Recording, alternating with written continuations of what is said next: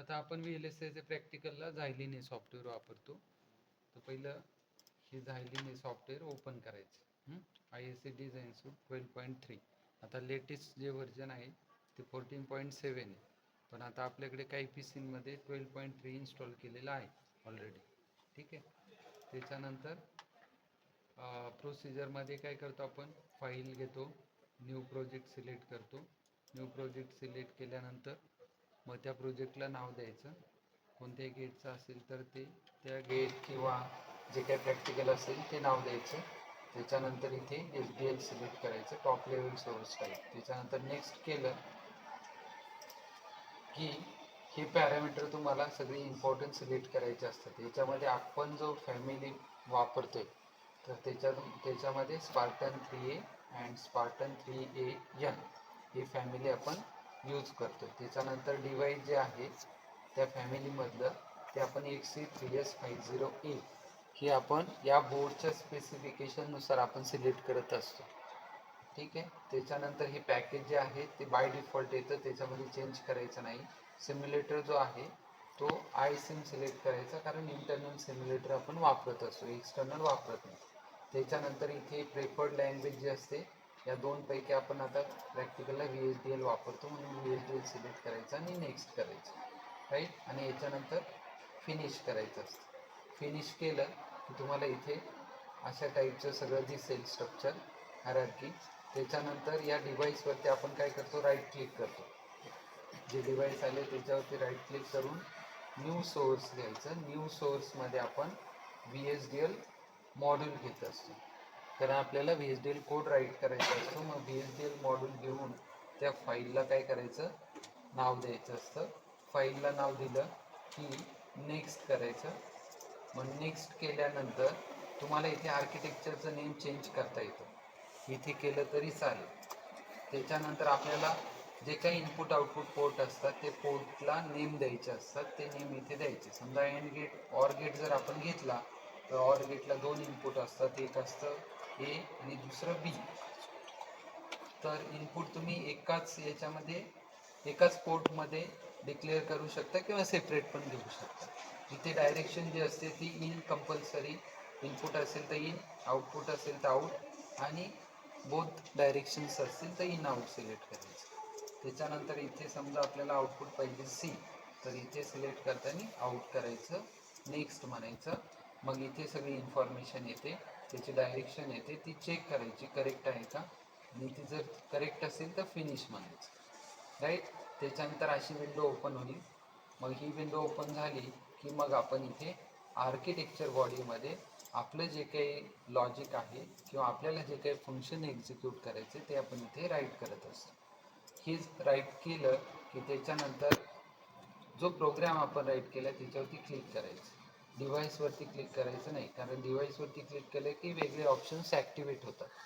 या प्रोग्रामवरती क्लिक करायचं. प्रोग्रामवरती क्लिक केलं की मग तुम्हाला RTL स्कीमॅटिक जर बघायचं असेल तर व्ह्यू RTL स्कीमॅटिकवरती क्लिक करायचं, की जे सिंथेसाइजमध्ये असतं. ओके करायचं की असं तुम्हाला स्कीमॅटिक दिसतं. पण याच्या आतमध्ये जर तुम्हाला बघायचं असेल तर त्याच्यावर परत डबल क्लिक करायचं. डबल क्लिक केलं की त्याच्या आतलं स्ट्रक्चर तुम्हाला सगळं दिसतं. क्लिअर. तर असं प्रत्येक प्रोग्रॅमसाठी तुम्ही ते स्कीमॅटिक चेक करू शकता. त्याच्यानंतर चेक सिंटॅक्स, म्हणजे आपल्याला जर काही एरर चेक करायचे असतील तर चेक सिंटॅक्सवरती डबल क्लिक करायचं. मग काय होतं, प्रोग्राममध्ये जर काही एरर्स असतील तर त्या इथे एरर ही टॅब आहे खाली, याच्यावरती क्लिक करायचं. इथे जर एरर असतील तर त्या इथे तुम्हाला दिसतात.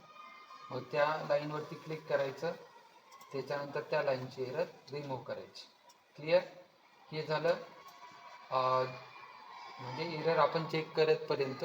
समजा एरर नसतील तर program is correct, right. Program correct झाला की मग आपल्याला काय करायचं असतं, समजा तुम्हाला टेस्ट बेंच राईट करायचं असेल तर मग काय करायचं, सिम्युलेशनमध्ये जायचं. इथे सिम्युलेशनमध्ये गेला की डिव्हाइसवरती राईट क्लिक करायचं, न्यू सोर्स घ्यायचं आणि VHDL टेस्ट बेंच म्हणायचं, आणि या टेस्ट बेंचला नाव द्यायचं आणि मग काय करायचं, नेक्स्ट करायचं. आणि इथे ही सोर्स फाईल मात्र तुम्हाला व्हेरीफाय करून घ्यायची, कारण या सोर्स फाईलसाठी आपण टेस्ट बेंच राईट करत असतो. तीच आली आहे का ते चेक करायचं. तीच असेल तर मग नेक्स्ट करायचं आणि फिनिश म्हणायचं. आलं लक्षात? इथे सगळे इन्फॉर्मेशन येते, सोर्स फाईल, त्याचं डायरेक्शन, त्या फाईलचं नेम, हे सगळं इथे येतं. ते झालं की फिनिश करायचं. फिनिश केलं की अशा टाईपची फाईल तुम्हाला ओपन होईल.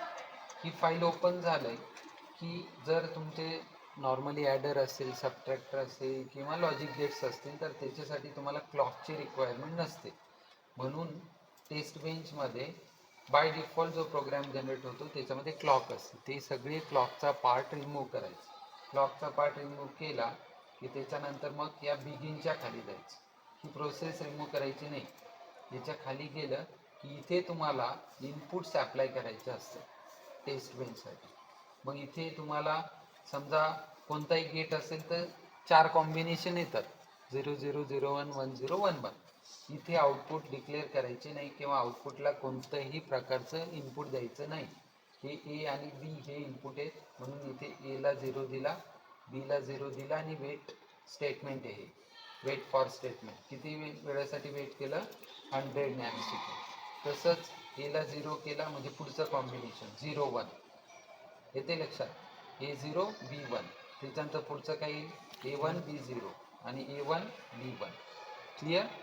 हे झालं की मग काय करायचं, एरर चेक करायची. मग एरर चेक करण्यासाठी पण या या प्रोग्रामवरती क्लिक करून ठेवायचं, कारण वेगवेगळे ऑप्शन्स ॲक्टिवेट होतात. याच्यावरती असेल तरच तो ऑप्शन ॲक्टिवेट होईल. मग झालं चेक सिंटॅक्स. त्याच्यानंतर सिम्युलेट करायचं आहे, तर सिम्युलेट बिहेवियरल मॉडेल इथे ऑप्शन असतो, त्याच्यावरती क्लिक करायचं. विंडो ओपन होईल. या विंडोवरती तुम्हाला एकच इनपुट सध्या दिसते, A1 B1 आणि C काय असणार आहे 0, कारण हा XOR गेट आहे. सो इथे ऑप्शन दिसते झूम टू फुल व्ह्यू, याच्यावरती क्लिक करायचं. तुम्हाला सगळे इनपुट दिसतील आणि प्रत्येक इनपुट हे 100 नॅनो सेकंडसाठी असतं, कारण आपण वेट केलेला 100. म्हणजे इथून जर तुम्ही या पॉईंटपासून या पॉईंटपर्यंत पाहिलं तर 100 नॅनो सेकंद असते. क्लिअर? तर इथे याच्यावरती क्लिक केलं की तुम्हाला इथल्या व्हॅल्यू पण दिसतात, एची व्हॅल्यू किती, बीची व्हॅल्यू किती आणि सीची व्हॅल्यू किती. तर अशा टाईपने तुम्हाला सिम्युलेट करायचं असतं टेस्ट बेंच राईट करून. क्लिअर? इथपर्यंत सगळ्यांना समजलंय? त्याच्यानंतर ही विंडो क्लोज करायची. क्लोज केली की परत इम्प्लिमेंटेशनमध्ये जायचं. म्हणजे जेव्हा तुम्हाला हार्डवेअरवरती इम्प्लिमेंट करायचं असेल, इम्प्लिमेंटेशनमध्ये गेला की त्याच्यानंतर तुम्हाला काय करायचं, पहिलं हे IO प्लॅनिंग जे दिसते याच्यावरती डबल क्लिक करायचं. याच्यावरती डबल क्लिक केलं की थोडासा वेट करायचा, ती विंडो ओपन होईल.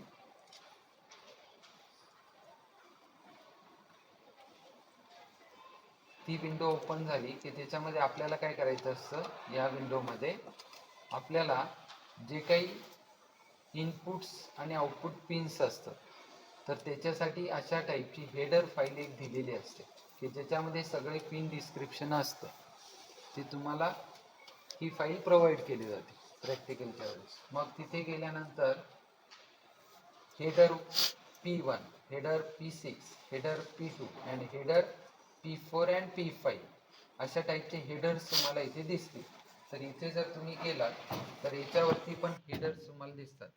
हा इथे गेलात की हा हेडर P4, हा P2, हा P6 आणि हा P1. तर हे एवढे हेडर्स आपण वापरत असतो. ही जे डिव्हाइसचं नाव आहे हे झायलिन XC3S50A आणि कोणत्या फॅमिलीमध्ये येतं, स्पार्टन 3A, स्पार्टन 3AN ह्याच्यामध्ये येतं. म्हणून आपण तिकडे सिलेक्शन करताना या डिव्हाइसनुसार सिलेक्शन केले. त्याच्यानंतर हे हेडर्स फाईल जे आहेत याच्यात प्रत्येकातल्या पिन्स इथे तुम्हाला डिस्क्राईब केलेल्या आहेत. इथे जर तुम्ही पाहिलं तर हा P1 आहे, म्हणजे इकडचा जो आहे राईट साईडचा हा P1 आहे. मग P1च्या पिन्स तिथे तुम्हाला दिसतील. P1 ऑफ 0 म्हणजे या प्रत्येक हेडरमध्ये 8 पिन्स आहेत. याच्यामध्ये 8, याच्यामध्ये 8, याच्यामध्ये पण 8 आणि याच्यामध्ये पण 8.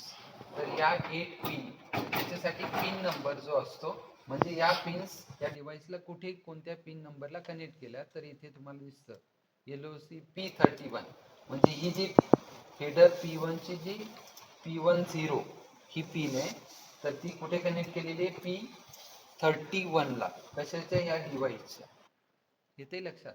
तसंच P1.1 कुठे कनेक्ट केले P32 ला, P1.2 P28 ला. म्हणजे असं कनेक्शन तुम्हाला दिलेलं असतं, त्याचं डिस्क्रिप्शन तुम्हाला ऑलरेडी प्रोव्हाइड केलेलं असतं. म्हणजे हेडर P1 मध्ये 8 पिन्स आहेत, या 8 पिन्स या पिन नंबर्सला डिव्हाइसच्या कनेक्ट केलेल्या असतात. क्लिअर. तसंच P6 मध्ये पण या 8 पिन्स असणार आणि या 8 पिन्स इथे या पिन नंबरला कनेक्ट केलेल्या असतात डिव्हाइसच्या. असं तुम्हाला ही फाईल मिळेल. ही झाली P1, ही P6, ही P2 आणि ही P4 आणि P5. क्लिअर. याचं डिस्क्रिप्शन तुम्हाला दिलेलं असतं. त्याच्यानंतर LED जो इंटरनली कनेक्ट केलेला असतो त्याचं पण तुम्हाला सगळं डिस्क्रिप्शन इथे दिलेलं असतं. स्विचेस असतात ते पण कनेक्ट केलेले असतात ऑनबोर्ड, त्याचं पण कनेक्शन पिन नंबरचं दिलेलं असतं. क्लिअर. त्याच्यानंतर क्लॉक जी आहे ती क्लॉक पण कोणत्या पिन नंबरला आहे P129, ती पण तुम्हाला दिलेली असते. सगळी इन्फॉर्मेशन या शीटमध्ये प्रोव्हाइड केलेली असते. क्लिअर.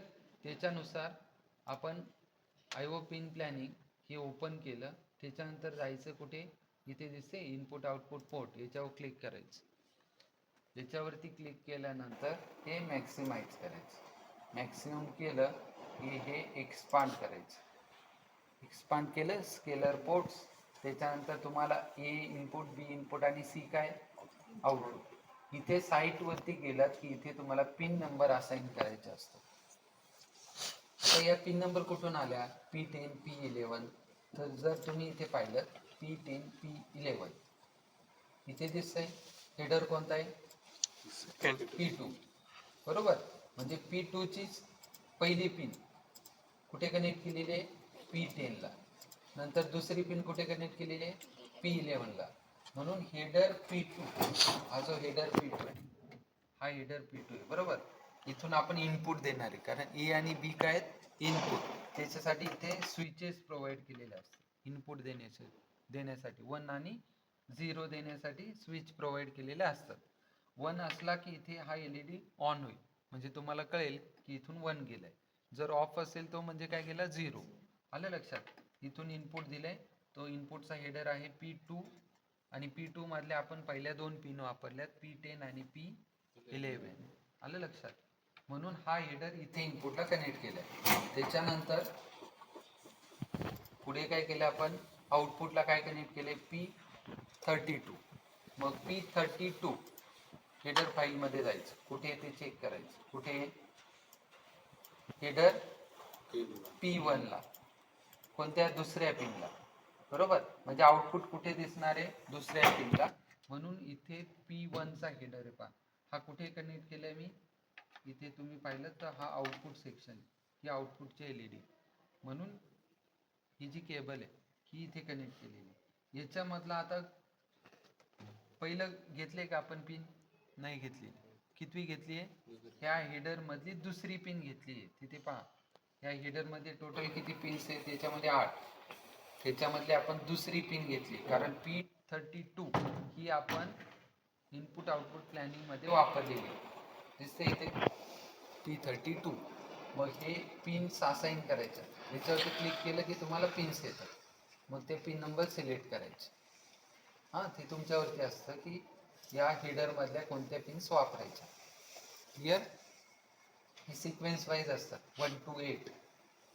प्रत्येक हेडर मध्ये 1 to 8 आणि त्याचे पिन नंबर कुठे कनेक्ट केलेले डिव्हाइसला ते असतं. हे झालं की मग सेव्ह म्हणायचं. काय करायचं, सेव्ह करायची. इथे ऑप्शन येतो सेव्हचा, एडिट केल्यानंतर. मग सेव्ह केलं, ही फाईल सेव्ह केली. इथे काय पहा RTL डिझाईन, ते लास्ट युनिट मध्ये आपण शिकत होतो RTL डिझाईन. आलं लक्षात. मग हे क्लोज करायचं, इथे ओके म्हणायचं. हे केलं की परत सॉफ्टवेअर मध्ये जायचं. इथे पिन प्लॅनिंग असाइन केलं आपण आता, बरोबर. Input output pin planning. त्याच्यानंतर जायचं जनरेट प्रोग्रामिंग फाईल. हे सगळं झाले की काय करायचं, याच्यावरती डबल क्लिक करायचं की मग हे सगळे ऑप्शन तुम्हाला इथे ग्रीन दिसतील, ते दिसले पाहिजे. आलं लक्षात?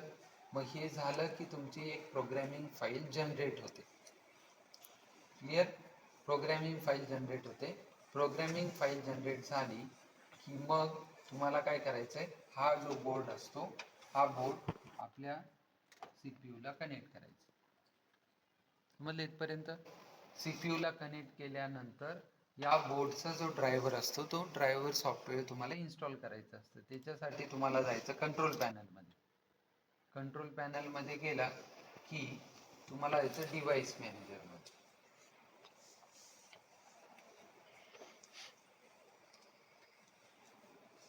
डिव्हाइस मॅनेजरमध्ये गेला की तुम्हाला पोर्ट ओपन करायचं. आता पोर्ट ओपन केल्यानंतर इथे जर तुम्ही पाहिलं, आता मी रिमूव्ह केलं, हा आला का पोर्ट मध्ये एकच राहिला कॉमन, बरोबर? आता मी कनेक्ट करतो पहा, आलं का? Numato Lab Albert V2 Spartan 3A development board. कोणता पोर्ट आला?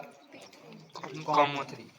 आता हा जर तुम्हाला हे ड्रायव्हर इन्स्टॉल केलेले आहेत, जर इन्स्टॉल करायचं असेल नवीन वरती तर राईट क्लिक करायचं, अपडेट ड्रायव्हर सॉफ्टवेअर म्हणायचं, ब्राउज मध्ये जायचं आणि हा जो न्यूमॅटो CDC या नावाचा एक फोल्डर तुम्हाला प्रोव्हाइड केलेला असतो.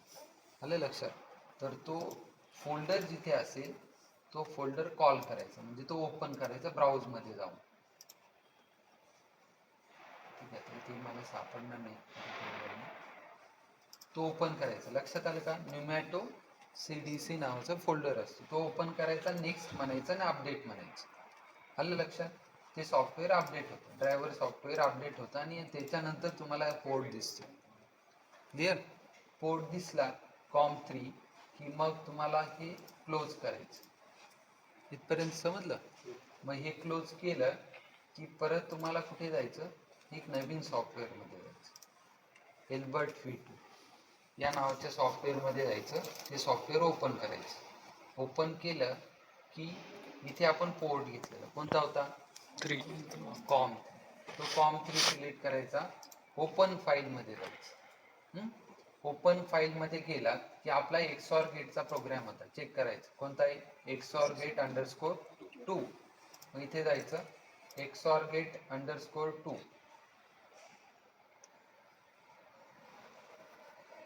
आहे का पहा. हा, त्याच्यामध्ये तुम्हाला जनरेट प्रोग्रामिंग फाईल, म्हणजे या सगळ्या फाईल जनरेट होतात, त्याच्यामधली तुम्हाला बिट फाईल सिलेक्ट करायची असते. कोणती फाईल? Bit file. दिसते काय ते? हा, बिट फाईल जनरेट झालेली असते, ती तुम्हाला सिलेक्ट करायची. आणि ही पण फाईल चालते हा, VHD. पण आपण कोणती घेणार आहे? Bit file. कंपल्सरी कोणती घ्यायची? Bit file. ही बिट फाईल ओपन करायची. आणि ओपन केली की इथे म्हणायचं प्रोग्राम. बघा, प्रोग्राम म्हटलं इथला जो LED असतो ब्ल्यू वाला हा बंद होतो.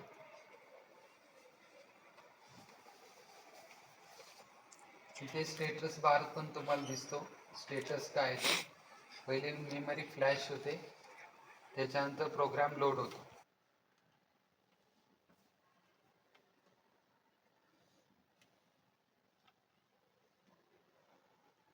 झालं? बघा, हा परत ब्ल्यू LED ऑन झाला, म्हणजे काय झालं? Programming done. बरोबर? तिथे पण दिसतं तुम्हाला सॉफ्टवेअर मध्ये पण, राईट? आणि मग डन झालं की इकडचा पार्ट संपला, मग कुठे जायचं? इकडे. आता इथे आपण हे दोन इनपुट घेतलेले, बरोबर? आउटपुट कुठे? सेकंड नंबरला, राईट? XOR gate. आता XOR गेटचं 0 0 इनपुट असेल तर आउटपुट काय असतं? 0, बरोबर? 1 1 इनपुट असेल तर आउटपुट 0, आणि 0 1 किंवा 1 0 इनपुट असेल तर आउटपुट 1. आता इनपुट काय? 0 0, बरोबर? आउटपुट काय? 0. बघा आता, इनपुट 0 1, बरोबर? आउटपुट काय? 1. इनपुट 1 0, आउटपुट काय? 1. इनपुट 1 1, आउटपुट काय? 0. तर अशा टाईपमध्ये तुम्हाला या डिव्हाइसवरती प्रोग्राम्स करायचे असतात. हे सगळे इनपुट्स आहेत इथे तुम्हाला या सिलेक्ट लाईन म्हणून वापरायच्यात हे 3 स्विच आणि इथे सगळे असणारे आउटपुट. क्लिअर? तर असं तुम्हाला हार्डवेअर इंटरफेस करून आपल्याला हे प्रॅक्टिकल सगळे परफॉर्म करायचे आहे. क्लिअर? ओके.